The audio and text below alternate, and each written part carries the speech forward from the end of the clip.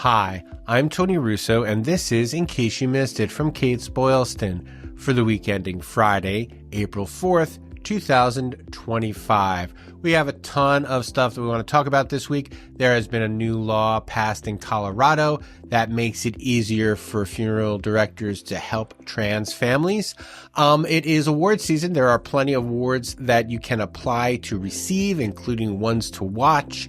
And we'll talk about that a little bit more after the break. And also, we had a funeral director on Netflix on the John Mulaney's Everybody's Live with John Mulaney show. And I've got some stuff to say about it. We'll leave it at that for now. And of course, there is some more commentary on how we react with the newspapers and some plugs for another podcast that I heard that you guys might get a kick out of. All of that actually, and even more after this message from our friends and sponsors, Passages International.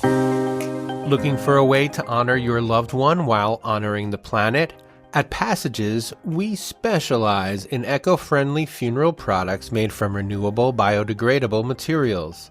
Whether it's a stunning willow casket, a biodegradable urn for scattering, or our unique memorial keepsakes, we help create meaningful goodbyes that tread lightly on the earth. Join the movement toward greener funerals. Visit passagesinternational.com and discover how you can celebrate a life while protecting the planet for generations to come.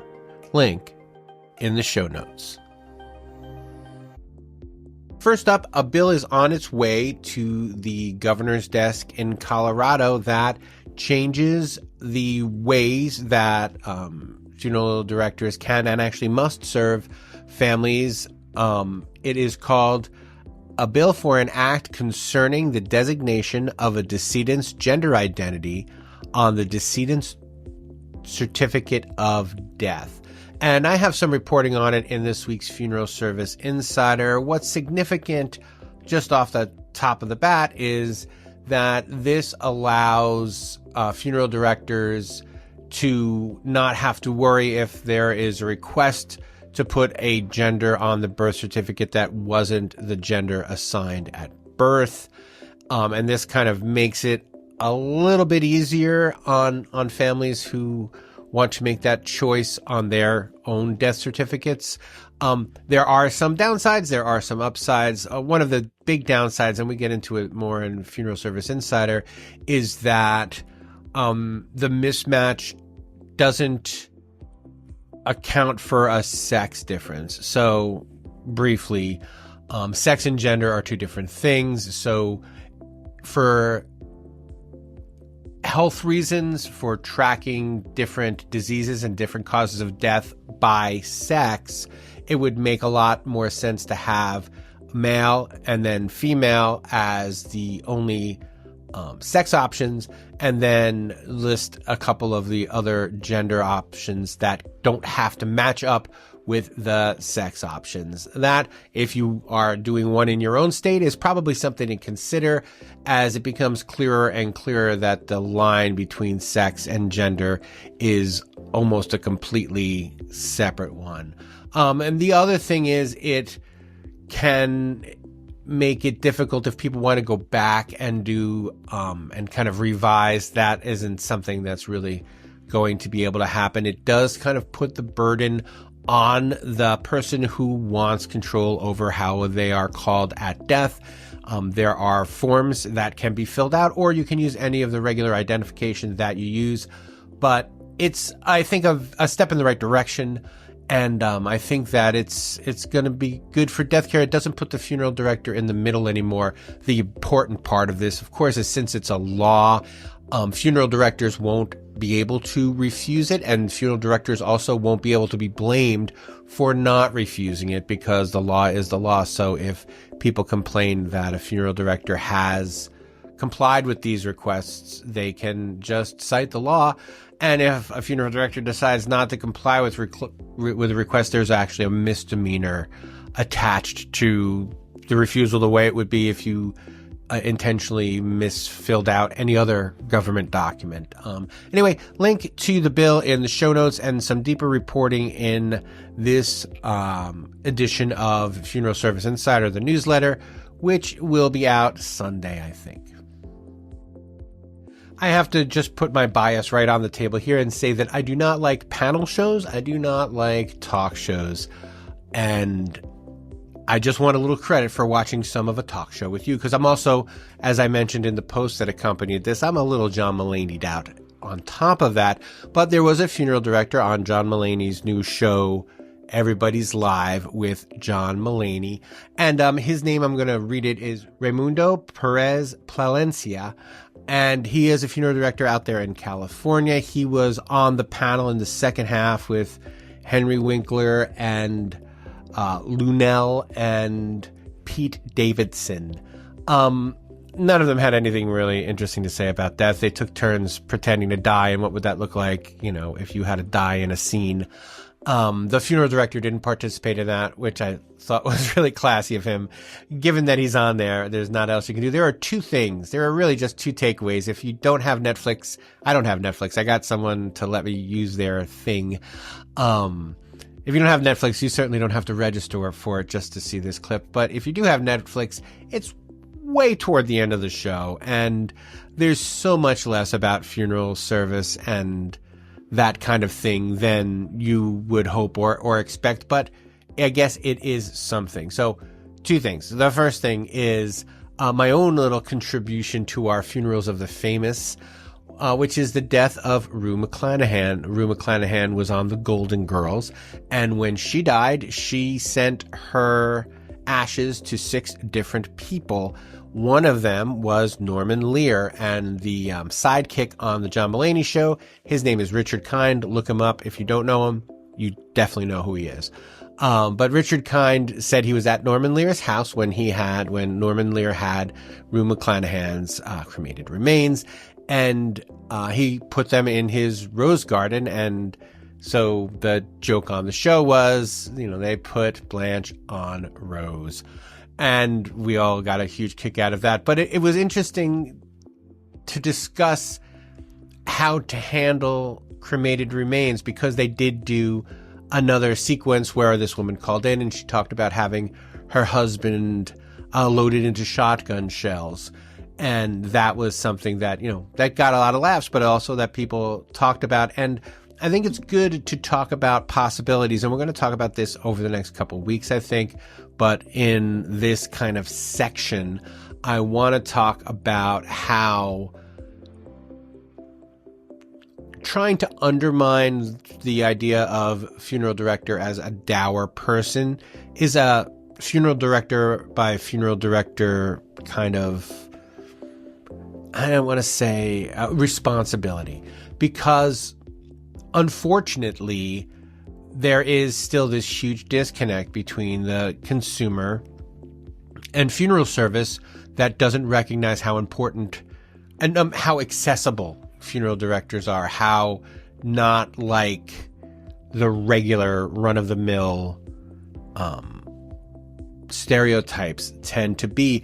And also, it's important to remember that the stereotypes are there for a reason, and that they persist at some level in lots of places. And this is one that I wanted to talk about. There was a story, another story, and a link in the show notes, about a funeral home that was sold in the mountains, the rural mountains, not far from where I live, in the rural mountains of Maryland, where this funeral director brought on an additional funeral director from the outside.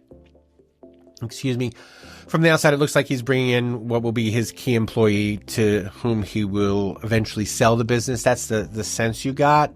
But whether that's the case or not, I don't know. But when the reporter wrote this next part that I want to talk about, they wrote that there are so many different decisions that families have to make.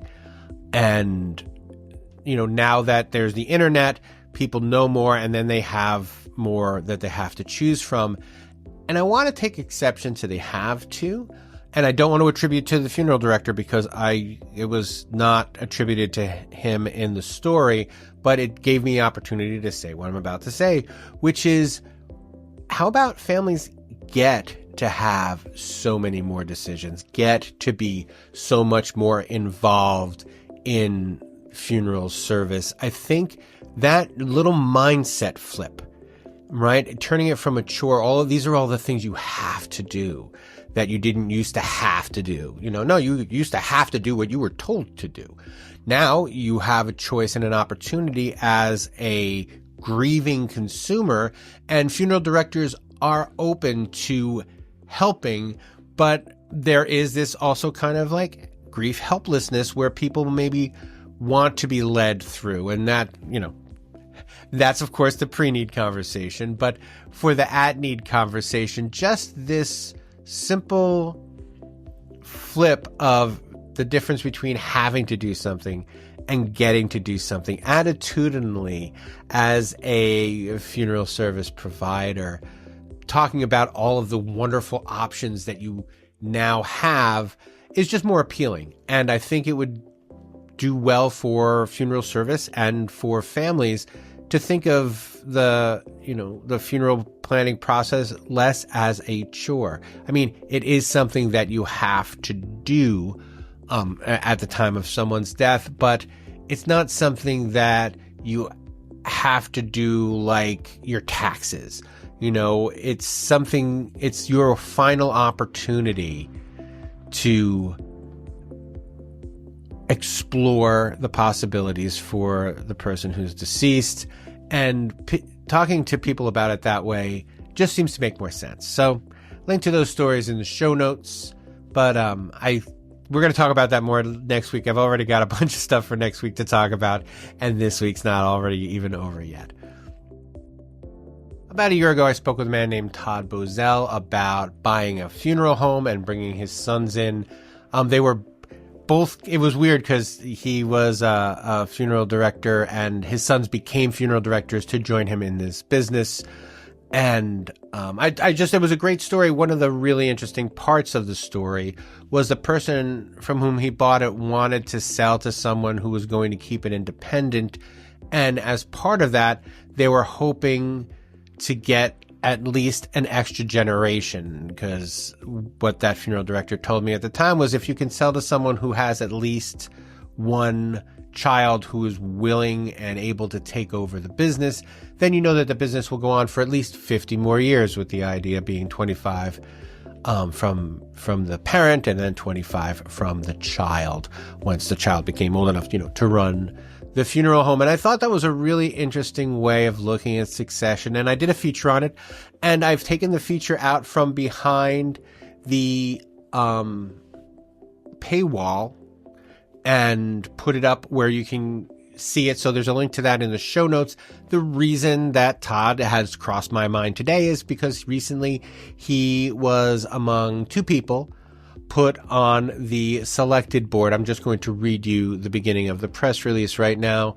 The selected board director appointment committee has announced the selection of Todd Bozell, owner and president of Bozell Funeral Homes in LaPel, Indiana, and Megan Comer, owner and president of Alheiser Comer Mortuary in Escondido, California, as incoming board directors for the selected membership groups 2 and 6, respectively. He was just a good guy, and they had a very kind of independent spirit mindedness about them. So I as soon as I saw that he had been named to the board, I thought it was cool to at least shout him out and hopefully reshare his story so more people could see it. So link to the stories, both stories, in the show notes. I had joked earlier that it was award season, and I just joked that way because there are a couple of awards that I've been meaning to mention and haven't, and some more awards that were mentioned recently. So I want to get them, kind of a couple of them, on your radar in case they're useful. Of course, the first one is the Ones to Watch, which I have mentioned before, but I would like to mention again. Ones to Watch is a Kates-Boylston award, and it is a special issue where we highlight funeral directors, up-and-coming funeral directors and mortuary students who are deserving of a spotlight. You can nominate a person by following the link in the show notes. And one of the things that we always get a kick out of here is it's rare that someone who wins one to watch designation doesn't end up making news sometime in the nearer future, and end up being, another cover of American Funeral Director or getting, highlighted in some way. So that's always exciting. There's also the Green Burial Council is taking nominations for its 2025 Leadership Awards. And again, that is a link to that in the show notes. And the Green Burial Council's Leadership Award is given to individuals, organizations, or businesses who have demonstrated foresight, innovation, and extraordinary commitment to the environment through environmental sustainability in the area of human death care practices.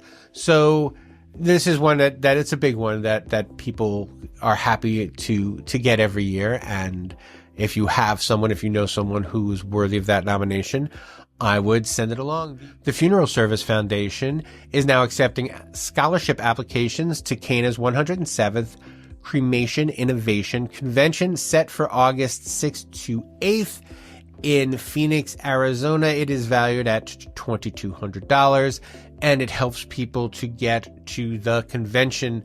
Again, link to the show notes to apply. The reason I mentioned that last is not a kind of last but not least thing, but also this, as we're recording this last week, the Funeral Service Foundation announced a new project that they're trying. It's called Impact 1000.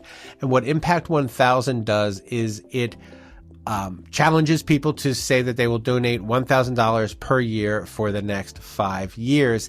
And in doing that, it not only helps the Funeral Foundation better plan and gives them like kind of more consolidated funding opportunities, but it allows people who are participating in this program special access and privileges to help affect the way that the Funeral Service Foundation makes its decisions about which scholarships go to whom and why. More information on that is also in the show notes. And that is it in the awards department for now. If you have any awards that need giving out or that need shouting out, just give me a holler here at Funeral Service Insider, the podcast, or in the In Case You Missed It section. We will have contact information at the end, but I would love to get some feedback on which awards are coming out and which awards need to be better celebrated. Before I get started, I want to clean up the legalese here, so allow me. Data referenced with the permission of the National Funeral Directors Association. All rights reserved. That is what I'm supposed to say when I talk about the information available in the recently released Changing Consumer Preferences, a Generational Perspective on Attitudes Toward Funeral Service, which the NFDA is touting as a first-of-its-kind generational study, and it was conducted by a conducting firm. What are they called? A survey firm. There are two quick things that I want to say about it, and then the rest I'm going to let you read because you have a link to the show notes, and if you will trade your email address, they will let you download the entire report. It's about 25 pages long. The first thing that I thought was really interesting was that Generation Z always comes off very well in these. And I mentioned this before. I mentioned this last year because they NFDA put out a different survey that said, Gen Z are going to bring back casket burial. And that sounded very suspicious to me. And then when I was speaking with Tanya Marsh of Wake Forest Law, who did a similar report last year, I said the same thing to her, and she said that the information is good and that the information stands. But one of the things that she pointed out was that the interesting thing about the data is we don't know, since this is the first year or early days anyway. Who knows how long these have been being done? If everyone's doing the first one, I don't know if there's going to be a second one. But this idea of following generations, and do like 20-somethings just prefer the idea of being embalmed and laid out in a casket? Or is that a generational thing? Like, are they still going to want that when they're in their 70s? And so is the perception about how a funeral should go different over time for young and old? One of the other things, because what we got to talk about, Tanya and I, and this I think I've said on this show before, but certainly it's in the podcast. And if you missed the show with her, you definitely should check it out.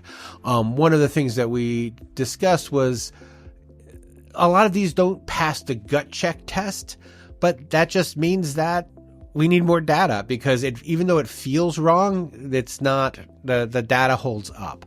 But one of the things that she said about anecdotal evidence was, even though we have these reports that say, Gen Z is more interested in being embalmed and more interested in being buried than any of the other generations, that is also a lot of times before they've been well educated on all of the different options. As I was saying earlier in the show, all the things that you get to decide, not that you have to decide, but that you get to decide.